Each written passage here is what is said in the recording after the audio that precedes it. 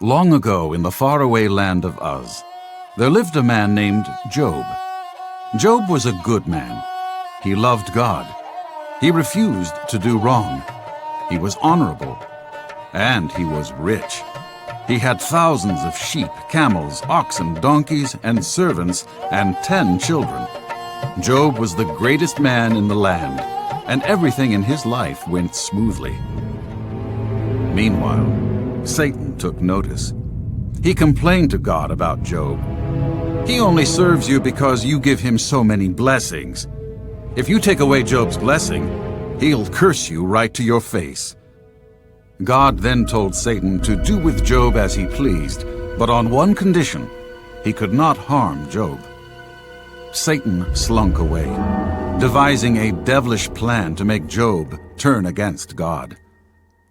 One day, as Job was simply enjoying life, a servant ran up, breathless, with his devastating news. All the oxen and donkeys were stolen by an invading force, and the servants were killed. I barely escaped. Right as Job was hearing this horrible news, another servant ran up, shouting out, "A huge fire came and burned all the sheep and killed all the servants." Another servant was running to Job, sobbing in terror, "Job, the enemy came and stole all the camels and killed the servants." The servant had hardly finished when another servant came running to Job, screaming the most horrible news of all. "Your children were having a feast together, and a terrible wind destroyed the house. Your children are all dead." In an instant, Job lost everything, his wealth and his family. They were gone. The grief was painful. Job tore his clothes, shaved his head, and fell on the ground.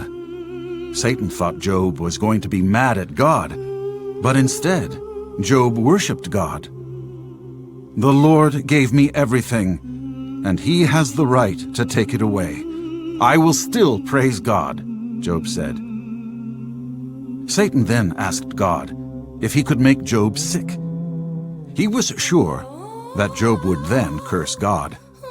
God told Satan that he could continue with his plan, but was not allowed to kill Job. Then it happened.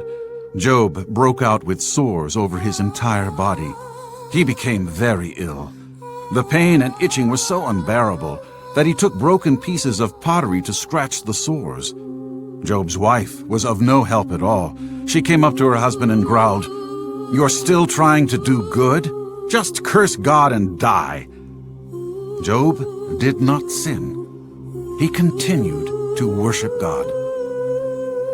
Even Job's friends started to turn against him. They thought that Job must have sinned for God to punish him like this. They were all trying to give him advice and tell him what to do. Instead of helping Job and praying for him, they criticized him. Through all this, Job still did not sin. He continued to trust and worship God. Job started to lose heart. He did not understand why God would allow these things to happen to him.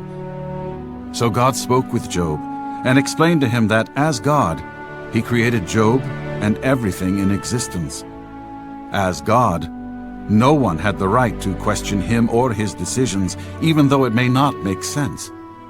God was trying to show Job a valuable lesson. Job responded in the only way possible. He worshipped and he repented. Eventually, Job's suffering stopped. Satan's plan did not work. Job still loved God. God was so pleased with Job that he healed him and gave him back everything he lost. This time, he blessed Job with more children, wealth, and possession than he could ever imagine. Job even lived until he was 140 years of age. The end of Job's life was even better than his beginning.